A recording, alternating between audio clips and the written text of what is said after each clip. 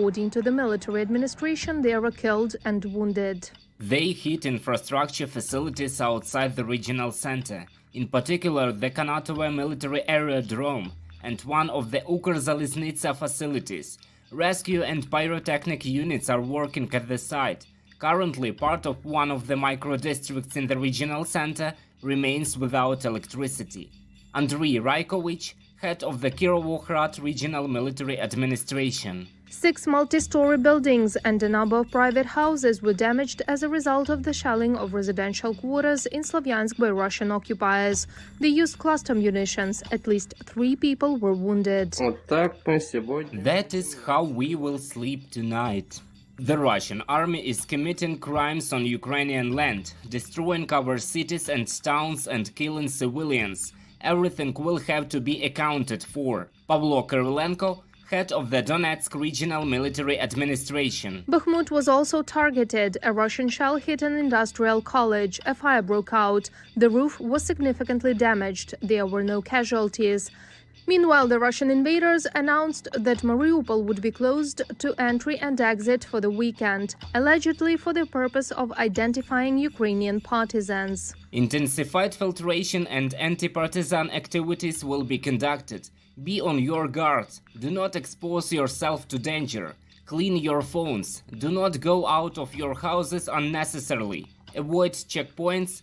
Help each other. Petro Andrющенko, advisor to the mayor of Mariupol.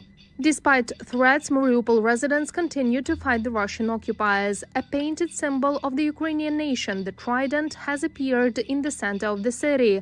The Kherson region is holding up too.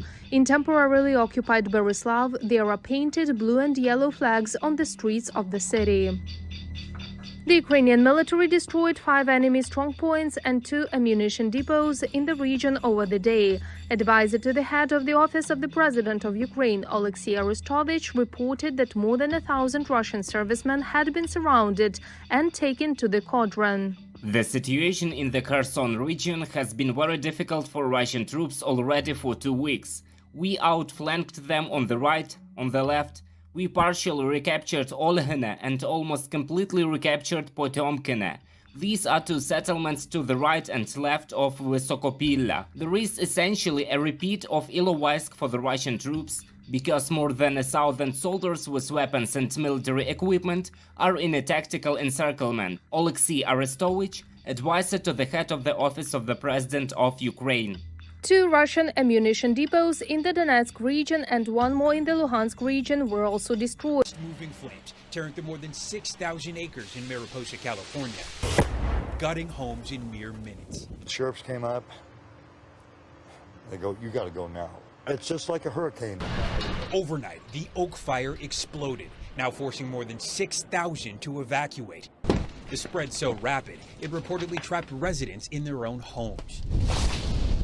Husband and wife unable to get out of their house. The flames racing over a runway of drought-stricken brush, driven by heavy wind, stoked by high heat, have so far destroyed at least 10 structures, including homes. I know the one next to me, down at the bottom of the driveway, burnt to the ground. The emergency prompting Governor Newsom to call for federal assistance as the fire marches just 30 miles from the doorstep of Yosemite National Park, where firefighters are still working to contain the Washburn fire. That fire, now 79% contained, tore through more than 7 square miles, threatening hundreds of century-spanning giant sequoias, thankfully saved by round-the-clock crews.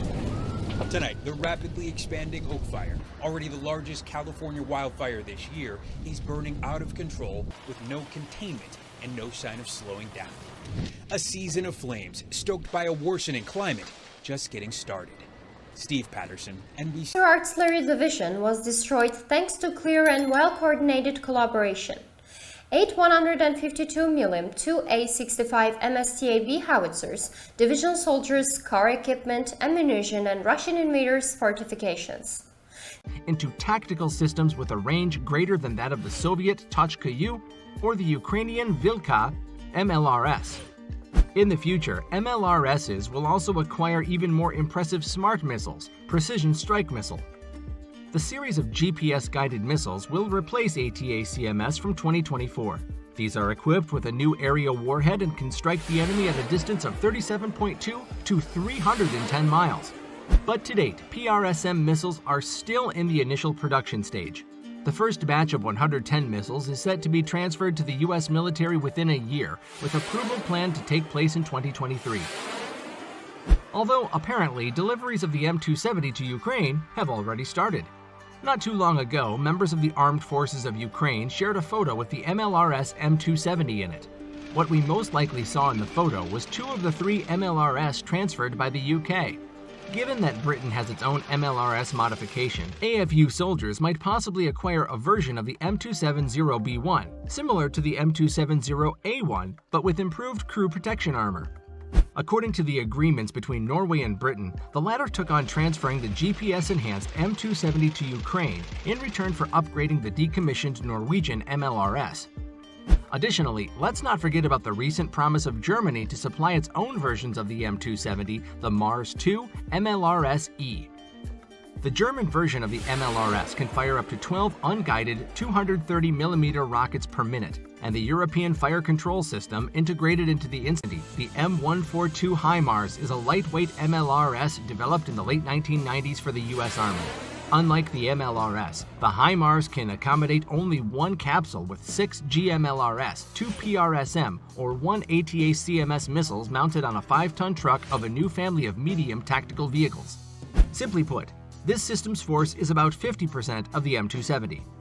However, in return, HIMARS offers high mobility, which today just fits perfectly into Ukrainian artillery firing on the principle of maneuver, fire, maneuver. Due to its modest dimensions, the M142 can be transported using the Lockheed C-130 Hercules. Furthermore, the system's short deployment time and quick firing of volleys allows one to quickly deploy it long before the enemy even thinks about striking back. On May 31, 2022, the White House announced the delivery of 4 M142 HIMARS with M31 GMLRS missiles for training purposes, with shipments increasing as hostilities develop. By June 23, the first HIMARS arrived in Ukraine. Since then, warehouses with weapons for the Russian invaders in the Donetsk and Lugansk regions can be seen from space, now that they're being lit up. Artillerymen of the Armed Forces of Ukraine have demonstrated high accuracy, fleeing in a panic. The most popular MLRS in service with the ground forces of Ukraine are the BM-30 Smerch, of which the Ukraine has about 81, and the BM-27 Uragan, of which there are about 70 units. In fact, the Smerch is a continuation of the Uragan, with a key difference in the diameter of the ammunition used and the effective range. So while the maximum range of the BM-27 missiles is about 43 miles, the BM-30 goes out to about 74.5 miles. As for the differences in the shells used by the Soviet MLRS, the Uragan system is loaded with 220mm rockets launched from 16 tubes installed in the rear of the chassis. With the Smerch, we're talking about 12 launch tubes with 300mm rockets inside. In addition to Soviet copies, one should also not discount Ukraine's own developments, such as Vilka and Vilka-M. For the first time ever, this complex came to be known in January of 2016, and the first test fires were carried out in March of that same year. 3 years later, missiles were launched from the upgraded Vilka-M complex, which had improved fuel energy, improved control and navigation systems, and also a greater effective range, up to 80 miles. In just 48 seconds, the Vilka can fire a full salvo of 12 missiles capable of hitting a target at a distance of 43.5 to 125.5 miles. Although the latest version of the Vilka M2 missiles, which have an operating range of more than 120 miles, is still at the testing range and is not currently in operations with the Armed Forces of Ukraine. The Vilka missile's main feature is that their flight is corrected using 90 impulse engines located in several rows outside the gun.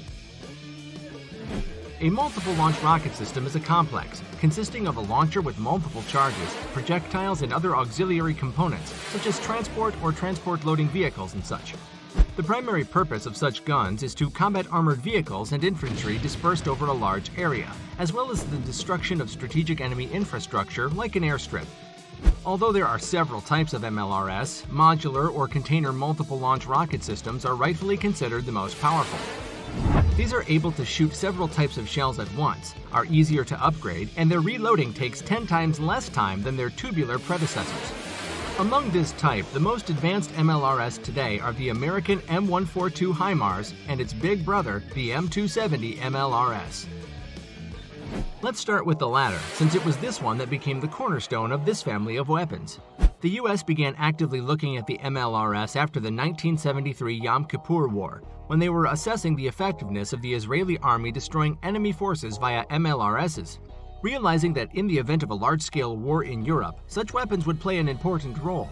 The U.S. Army had, by 1974, formulated requirements for a new rocket launcher called the General Support Rocket System, or GSRS. The project piqued the interest of America's allies in the NATO bloc, among other entities, since they had already tried to previously create such weapons. By joining forces, the result of many hours of work from specialists all over the world was not long in coming. Boeing and Vought Aerospace were overall responsible for the development of the MLRS. Production models first appeared in 1982, and the initial battery of operational M270s was formed just a year later. In the right half, there is a mechanized projectile delivery system controlled by the second loader. Dana's primary force is the 152mm howitzer with a monolithic barrel and a fixed rifling pitch equipped with a single expansion chamber. It has a semi-automatic wedge-shaped vertically sliding gate, and the recoil assembly consists of a hydraulic buffer, 2 pneumatic return cylinders, and a control plunge mechanism that regulates the displacement of the buffering system. The gun's aiming occurs either through an electro-hydraulic drive system or emergency manual control. The 3 types of ammunition used as projectiles are 152 EOF, high explosive fragmentation rounds with a range of 11 miles, 152 EOFD, high explosive long-range fragmentation rounds with a maximum effective range of up to 12 miles. 152 EPRSV, high explosive anti-tank rounds used for direct fire on armored targets. In the absence of a gyroscopic or similar system for independent automated and autonomous aiming of the gun, the ACS gunner can use the ZZ-73 panoramic telescope with a PG-1MD collimator for indirect aiming of the gun. If direct fire is needed, then the gun uses the OP538D optical sight. Around 2020-2021, Ukraine had already tried to acquire 26 Dana M2 howitzers. However, due to the inflated price, it was decided to freeze the contract. And now here we are, talking about the gratuitous provision of these weapons by the Czech Republic. Ukraine was given both the basic versions of the VZ-77 Dana and the modified Dana M2, which were improved by the Excalibur Army back in 2017. These received a more durable cockpit, numerous improvements to the controls, navigation, aiming and fire control systems, as well as an updated module for diagnostics, communications, and backup systems. The eastern flank of NATO has stood firm in defense of Ukraine's sovereignty against the backdrop of Russia's brazen attack. Slovakia, along with the Czech Republic and Poland, decided to support their neighbors by handing over domestic Zuzana 2 self-propelled howitzers to them. This self-propelled gun is one modification of the previously mentioned Dana.